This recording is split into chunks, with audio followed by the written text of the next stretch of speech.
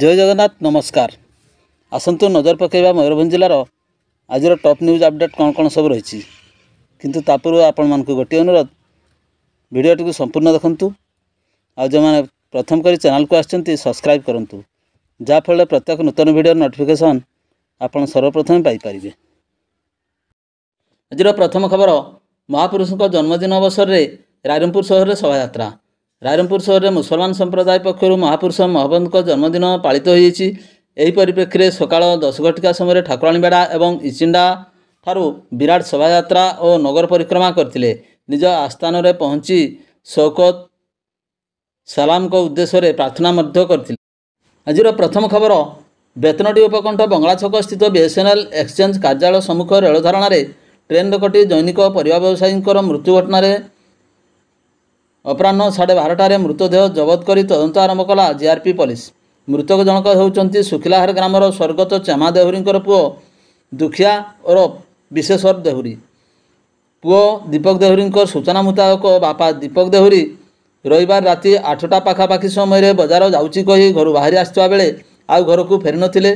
सोमवार सकाळे BSNL exchange कार्यालय सम्मुख में रेल धारणार मझिरे एक मुंडविहीन मृतदेह पड़ी रही स्थानीय लोक मैंने देखा पाई। मुंड नथिबारु मृतदेहंकर परिचय मिल पारि नथिबा बेले आरपीएफ अधिकारी एवं कर्मचारी बारिपदारू पहुँची छानबीन आरंभ करी मृतदेहर कटामुंड खोजाखोजी करथिले। प्राय 50 मीटर पाखापाखि दूरतार रेल धारणा तलू कटामुंड छिटकी पड़ता देखा पाई। कटामुंडर मृतकंकर परिचय मिलवा पर अपराह जीआरपी पुलिस मामला रुजु कर मृतदेह जबतपूर्वक तदंत आरंभ करथिला। शव व्यवच्छेद पर मृतदेह परिवारवर्ग को हस्तांतरित करछि। तेबे पारिवारिक कलहरु से आत्महत्या करथिबा प्राथमिक तदंतरु जଣାपड़ी। विशेषरंकर मृत्युरे परिवार व्यवसायी संघ पक्षरु शोक प्रकाश करा जायतिला। परवर्ती खबर सारुमूला हाटर पशिला बणुआ हाथी लोके आतंकित। जिल्ला रे लागि रहिछि हाथी उपद्रव हेउछि धनजीवन हानि। से भली हाट चलीथिबा बेले जनबहुल हाट भितर पशि आसला हाथी। डर लोके छानिया होई दौड़ा दौड़ी कर पलाइथिले। एभली एक दृश्य देखा मिली राजगोविंदपुर निकटस्थ सारुमूला हाटरे। सूचना मुताबक साप्ताहिक हाट चलीथिबा बेले निकटस्थ जंगल मध्यरु गोटे बणुआ हाथी बाहरी आसी हाट मध्य को प्रवेश करथिला। तेबे हाथी को हाट भितर देखि लोके आतंकित भाव में दौड़ुवा देखा मिलता। हाथीटी हाटरे थिबा दोकान गुड़िकर मन भरी खाइबा परे संध्या प्राय 6टा समय वन विभाग पहुंची हाथीटी को जंगल मध्य को घोड़ाई लक्ष्य करा जायतिला। संध्या 7:30 समय राजगोविंदपुर रेंजर घनश्याम सिंह सूचना देइछंती। अन्य पक्षरे हाथी बारंबार ग्रामाभिमुखी हेउथबा कारण स्थानीय लोक माने हाथी को खाइबा को देउथबा प्रकाश करछंती वन विभाग। परवर्ती खबर करंजिया सहर लगाण वर्षा फल जेल निकटरे थिबा दोकान उपरे पड़िला विराटकाय आंब गछ। करंजिया 2 दिन हेब वर्षा लगी रही बेले करंजिया दे जेल पछपटे थिबा एक बहु पुरातन आंब गछटी प्राय दिवा 3 घटिका समय हठात उपुड़ी पड़ता जहाँफल जेल परिसर भितर थिबा पाचेरी समेत निकटरे थिबा दोकान गुड़िक भांगी जाइथिला।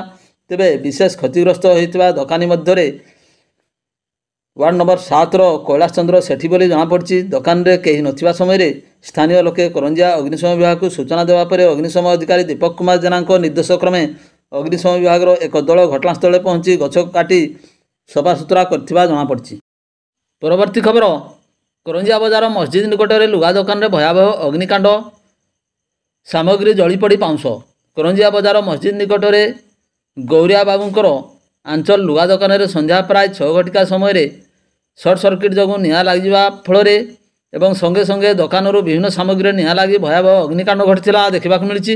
यही अग्निकांड रे प्राय दोकानरू समस्त सामग्री जली पड़ी पाउंस हो जाइथिला। स्थानीय लोकमानक ठारू खबर पाई करंजिया अग्निशम विभाग कर्मचारी माने घटनास्थल पहुंची निआ को आयत्त करथिले किंतु सेतेबेलकू समस्त जिनिस पड़ी पाउंस हो जाइथिबा देखा मिलथिला।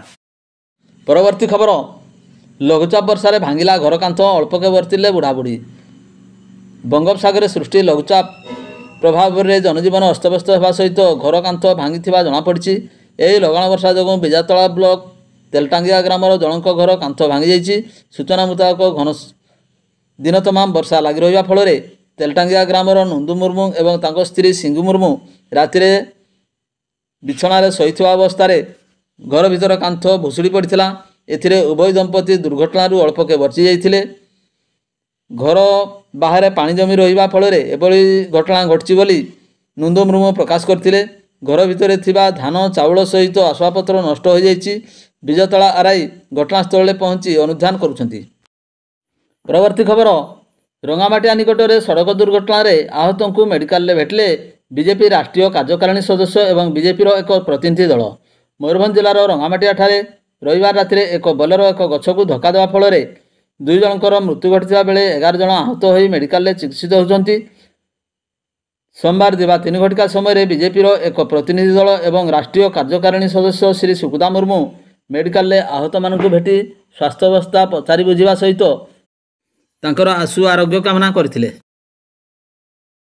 ପରବର୍ତ୍ତୀ ଖବର, ବାଲିଆଢିପା ଗାଁରେ ପୁଅର ଠେଙ୍ଗା ମାଡ଼ରେ ମା ଗୁରୁତର। ଅପରାହ୍ନ 4ଟା ସମୟ ବାଲିଆଢିପା ଗାଁରେ ସାମାନ୍ୟ ପାରିବାରିକ ବିବାଦକୁ ନେଇ ଜଣେ ଯୁବକ ନିଜ ମାଙ୍କୁ ଠେଙ୍ଗାରେ ମାଡ଼ ମାରିଥିଲା। ଏହାପରେ ପରିବାର ଲୋକମାନେ ଗୁରୁତର ରାନୀ ସୋରେନଙ୍କୁ ରାଇରଙ୍ଗପୁର ଡାକ୍ତରଖାନାରେ ଭର୍ତ୍ତି କରିଥିଲେ। ଉକ୍ତ ମହିଳା ଏବେ ସେଠାରେ ଚିକିତ୍ସିତ ହେଉଥିବାର ସୂଚନା ମିଳୁଛି। ପରବର୍ତ୍ତୀ ଖବର, କୁଳିଅଣା ଥାନା ଅନ୍ତର୍ଗତ ସାନ ଟଙ୍ଗାଶଳ ଗ୍ରାମରୁ 1600 ବୋତଲ କୋଡେନ୍ କରେକ୍ସ କପ୍ ଜବତ, ଜଣେ ଗିରଫ। ମଙ୍ଗଳବାର ସକାଳ 8ଟାରୁ 9ଟା ମଧ୍ୟରେ ବିଶ୍ୱସ୍ତ ସୂତ୍ରରୁ ଖବର ପାଇ କୁଳିଅଣା ଏବଂ ବାରିପଦା ସଦର ଅବକାରୀ ବିଭାଗର ମିଳିତ ଭାବେ ଚଢ଼ାଉ କରି କୁଳିଅଣା ଥାନା ଅଧୀନ ସାନ ଟଙ୍ଗାଶଳ ଗ୍ରାମରେ ଶ୍ରବଣ କୁମାର ମାଝୀଙ୍କ ଘରେ ଚଢ଼ାଉ କରିଥିଲେ। ତେବେ ତାଙ୍କ ଘରୁ 1600 ବୋତଲ କୋଡେନ୍ କରେକ୍ସ କପ୍ ସିରପ ଜବତ କରାଇବା ସହିତ ତାଙ୍କୁ ଗିରଫ କରାଯାଇଥିଲା। ପ୍ରତି ବୋତଲରେ 900 ml ହିସାବରେ 160 ଲିଟର କପ୍ ସିରପ ଥିବାର ସୂଚନା ମିଳିଛି। ସେପଟେ ଶ୍ରବଣ କୁମାର ପୂର୍ବରୁ ମଧ୍ୟ ଏହି କପ୍ ସିରପ ମାମଲାରେ ଥିବା ସଦର ଅବକାରୀ ଅଧୀକ୍ଷକ ସୂଚନା ଦେଇଛନ୍ତି। ଏ ବାବଦରେ କୁଳିଅଣା ଅବକାରୀ ଥାନାରେ 117/2024ରେ ମାମଲା ରୁଜୁ କରି ଅଧିକ ତଦନ୍ତ ଜାରି ରଖିଛି ଅବକାରୀ ବିଭାଗ। ପରବର୍ତ୍ତୀ ଖବର, ବେତନଟୀ ବନାଞ୍ଚଳ ଅଧୀନ ଜାମଶୁଳି ଗ୍ରାମରେ ବିଦ୍ୟୁତ ଆଘାତରେ ମୃତ୍ୟୁ ଘଟିଥିବା ମାଇ ହାତୀର ସାଥୀ ହାତୀମାନେ ହିଂସ୍ର ହୋଇ ପଡ଼ିଥିବା ଦେଖିବାକୁ ମିଳିଛି। ସୂଚନା ଅନୁଯାୟୀ ପ୍ରତିଦିନ ସନ୍ଧ୍ୟାରେ ଆସି ଉକ୍ତ ହାତୀପଲ ମାଇ ହାତୀ ପୋତା ହୋଇଥିବା ସ୍ଥାନରେ ପହଞ୍ଚି ଭୟଙ୍କର ଗର୍ଜନ କରୁଥିବା ଦେଖିବାକୁ ମିଳୁଛି। ରବିବାର ବିଳମ୍ବିତ ରାତିରେ 8ଟି ହାତୀ ହଠାତ୍ କୁରାଡି ଗ୍ରାମରେ ପଶି ଉତ୍ପାତ କରିଥିଲେ।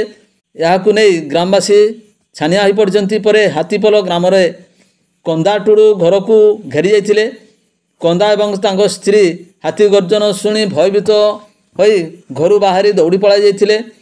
ହେଲେ ହାତୀମାନେ କନ୍ଦାର ଆବାସ ଘର ଯୋଜନା ନିର୍ମିତ ଗୃହକୁ କବାଟ ଭାଙ୍ଗି 4ଟି ହାତୀ ଘର ଭିତରେ ପଶି ଯାଇଥିଲେ। ଘରେ ଥିବା 3 କୁଇଣ୍ଟାଲ ଧାନ 1 କୁଇଣ୍ଟାଲ ଚାଉଳ ଖାଇଯାଇଥିଲେ। ପରେ ଗାଁ ଦାଣ୍ଡରେ ହାତୀପଲ ରାତି ତମାମ ଉତ୍ପାତ ଜାରି ରଖିଥିଲେ। ଫଳରେ ଜଙ୍ଗଲ ପାଖ ଜାମଶୁଳି, ଫୁଲଝରି, ଛଚିନାପଦା, କୁରାଡିକ ଆଦି ଗ୍ରାମରେ ଶତାଧିକ ଲୋକମାନେ ଭୟଭୀତ ଅବସ୍ଥାରେ ରହିଥିବା ଦେଖିବାକୁ ମିଳିଥିଲା। ତେବେ ଖବର ପାଇ ସ୍ଥାନୀୟ ଗଜସାଥୀମାନେ ଘଟଣାସ୍ଥଳରେ ପହଞ୍ଚି ହାତୀ ଘଉଡ଼ାଇଥିବା ଲକ୍ଷ୍ୟ କରାଯାଇଛି। ପରବର୍ତ୍ତୀ ଖବର, ସ୍ଥାନୀୟ କାଳିକାପୁର ମାଦ୍ରାସ ଗୌରୀସିଆର ପ୍ରଧାନ ଶିକ୍ଷକ ଶେଖ ଜୁମାନ ମାତ୍ର 2.5 ଘଣ୍ଟା ପାଇଁ ନିଜ ବାସଭବନ ତାଲାବନ୍ଦ କରି ବାହାରକୁ ଯାଇଥିବା ବେଳେ 9 ଲକ୍ଷ ଟଙ୍କାର ବିଭିନ୍ନ ସୁନାଗହଣା ଓ ଟଙ୍କା ଚୋରି ହୋଇଥିବା ଟାଉନ ଥାନାରେ ଅଭିଯୋଗ କରିଛନ୍ତି। ଅଭିଯୋଗ ମୁତାବକ 23 ନମ୍ବର ୱାର୍ଡ ତୁଳସୀଚୋରା ଥିବା ନିଜ ବାସଗୃହରେ ଗତ ଶନିବାର ରାତି 9:45 ସମୟରେ ତାଲାବନ୍ଦ କରି ପରିବାର ସହିତ କାଳିକାପୁରର ମହାପୁରୁଷ ମହମ୍ମଦଙ୍କ ଜନ୍ମଦିବସ ଉପଲକ୍ଷେ ଅନୁଷ୍ଠିତ କାର୍ଯ୍ୟକ୍ରମରେ ସାମିଲ ହେବାକୁ ଯାଇଥିଲେ। ଉକ୍ତ କାର୍ଯ୍ୟକ୍ରମ ସାରି ମାତ୍ର 2.5 ଘଣ୍ଟା ପରେ ଘରକୁ ଫେରିଥିଲେ। ସେତେବେଳକୁ ଘରର ତାଲା ଭଙ୍ଗାଯାଇଥିଲା ଏବଂ ଆଲମିରାକୁ ତାଡ଼ି ଚୋରି ହୋଇଥିବା ଦେଖିବାକୁ ପାଇଥିଲେ। ଚୋରି ହୋଇଥିବା ସାମଗ୍ରୀ ମଧ୍ୟରେ 8 ଗ୍ରାମ ଏବଂ 10 ଗ୍ରାମ ଓଜନର ଗୋଟିଏ କରି ସୁନା ମୁଦ୍ରା, 4ଟି ମୁଦି, 6 ଯୋଡ଼ା କାନଫୁଲ, 3ଟି ମଙ୍ଗଳସୂତ୍ର, ଗୋଟିଏ ଚେନ୍, 4ଟି ବାଲା, 20ଟି ନାକଫୁଲ ଆଦି ସହିତ ବିଭିନ୍ନ ରୂପା ଗହଣା ଏବଂ ନଗଦ 35,000 ଟଙ୍କା ଏବଂ 4ଟି ପୁରୁଣା କିପ୍ୟାଡ୍ ମୋବାଇଲ ଆଦି ଚୋରି ହୋଇଥିବା ଜଣାଯାଇଛି। ସେହିପରି ଅବସରପ୍ରାପ୍ତ ଜିଲ୍ଲା ମୁଖ୍ୟ କୃଷି ଅଧିକାରୀ ଅନ୍ତର୍ଯାମୀ ମଣ୍ଡଳଙ୍କ 19 ନମ୍ବର ୱାର୍ଡ ଦାରଗାଡାହି ବାସଗୃହରେ ଗତ ଶନିବାର ଦିନବେଳା ପ୍ରାୟ 3 ଲକ୍ଷ ଟଙ୍କାର ସୁନା ଅଳଙ୍କାର ଆଦି ଚୋରି ହୋଇଥିବା ନେଇ ଭଞ୍ଜପୁର ଥାନାରେ ଅଭିଯୋଗ କରିଛନ୍ତି। ଶ୍ରୀ ମଣ୍ଡଳଙ୍କ ପତ୍ନୀ ନୀତା ନାୟକ କେନ୍ଦୁଝରର ଜିଲ୍ଲା ସାମାଜିକ ମଙ୍ଗଳ ଅଧିକାରିଣୀ ଅଛନ୍ତି। ତେଣୁ ସେ 6 ମାସ ହେଲା କେନ୍ଦୁଝରରେ ରହୁଥିବା ସହିତ ପ୍ରତି 15 ଦିନରେ ବାରିପଦା ବାସଭବନକୁ ଆସନ୍ତି। ଏହି ବାସଭବନ ଜଗିବା ପାଇଁ ନିୟୋଜିତ ବ୍ୟକ୍ତି ଜଣକ ପ୍ରତିଦିନ ସନ୍ଧ୍ୟା 6ଟାରେ ଆସି ପୂର୍ବାହ୍ନ 9ଟାରେ ନିଜ ଗାଁକୁ ଫେରିଯାଆନ୍ତି। କିନ୍ତୁ ଉକ୍ତ ବ୍ୟକ୍ତି ଜଣକ ଗତ ଶନିବାର ସନ୍ଧ୍ୟା 6ଟା ସମୟରେ ଘର ଜଗିବା ପାଇଁ ଆସିବା ବେଳକୁ ବନ୍ଦ ଥିବା ଘରେ ତାଲା ଭାଙ୍ଗି ଚୋରି ହୋଇଥିବା ଦେଖିବାକୁ ପାଇଥିଲେ। ଏହି ଖବର ପାଇ ଶ୍ରୀ ମଣ୍ଡଳ ତାଙ୍କ ପତ୍ନୀଙ୍କ ସହିତ ରାତିରେ ପହଞ୍ଚିଥିଲେ ଏବଂ 3 ଲକ୍ଷ ଟଙ୍କା ମୂଲ୍ୟର ସୁନା ଅଳଙ୍କାର ଚୋରି ହୋଇଥିବା ଦେଖି ଥାନାରେ ଅଭିଯୋଗ କରିଛନ୍ତି। ଉଭୟ ଅଭିଯୋଗ ପୋଲିସ ତଦନ୍ତ ଜାରି ରଖିଛି। ପରବର୍ତ୍ତୀ ଖବର, ବୈଶିଙ୍ଗା ଥାନା ଅଧୀନ ନଜପୁରିଆ ଗ୍ରାମରେ ଜଣେ ବ୍ୟକ୍ତିଙ୍କ ଘରୁ ଲକ୍ଷାଧିକ ଟଙ୍କାର ଗହଣା ସହ ମୋବାଇଲ ଚୋରି ହୋଇଥିବା ନେଇ ଥାନାରେ ଅଭିଯୋଗ ହୋଇଛି। ଅଭିଯୋଗ ଅନୁଯାୟୀ ନଜପୁରିଆ ଗ୍ରାମର ଶ୍ରୀନିବାସ ପାଣି ରାତିରେ ପରିବାର ସହ ଘରେ ଶୋଇଥିବା ସମୟରେ ମଧ୍ୟରାତ୍ରରେ କିଛି ଦୁର୍ବୃତ୍ତ କୌଶଳକ୍ରମେ ମୁଖ୍ୟ କବାଟ ଖୋଲି ଘରେ ପଶି ଗୋଟିଏ କୋଠରୀ ଖୋଲି ସେଠାରେ ଥିବା ଆଲମିରା ଭାଙ୍ଗି ଲକ୍ଷାଧିକ ଟଙ୍କାର ସୁନା ଗହଣା ଏବଂ ମୋବାଇଲ ଚୋରି ହୋଇଥିବା ନେଇ କହିଛନ୍ତି। ଅନ୍ୟ ଏକ କୋଠରୀକୁ ପଶିବା ପାଇଁ ଉଦ୍ୟମ କରିଥିଲେ, ମାତ୍ର ଭିତରେ ଶୋଇଥିବା ଲୋକ ଉଠି ପଡ଼ିବା ଜାଣି ତୁରନ୍ତ ଛାତ ଉପରେ ଦେଇ ବାଡ଼ ଭାଙ୍ଗି ଡେଇଁ ପଳାଇ ଯାଇଥିଲେ। ପ୍ରମାଣ ନଷ୍ଟ କରିବା ପାଇଁ ସେମାନେ ଚୋରି କରିଥିବା ଘରେ ପାଉଡ଼ର ପକାଇଥିବା ଜଣାଯାଇଛି। ପରେ ଶ୍ରୀ ପାଣି ଚୋରି ହୋଇଥିବା ଜାଣିବାକୁ ପାଇଥିଲେ ଏବଂ ପୋଲିସକୁ ଖବର ଦେଇଥିଲେ। ସକାଳେ ବୈଶିଙ୍ଗା ଥାନା ଅଧିକାରୀ ନିର୍ଦ୍ଦେଶ କ୍ରମେ ଏଏସ୍ଆଇ ବୈତ ବେହେରା ଶ୍ରୀ ପାଣିଙ୍କ ଘରେ ପହଞ୍ଚି ତଦନ୍ତ ଆରମ୍ଭ କରିଛନ୍ତି। ଭିଡ଼ିଓଟିକୁ ଶେଷ ପର୍ଯ୍ୟନ୍ତ ଦେଖିଥିବାରୁ ଅନେକ ଅନେକ ଧନ୍ୟବାଦ।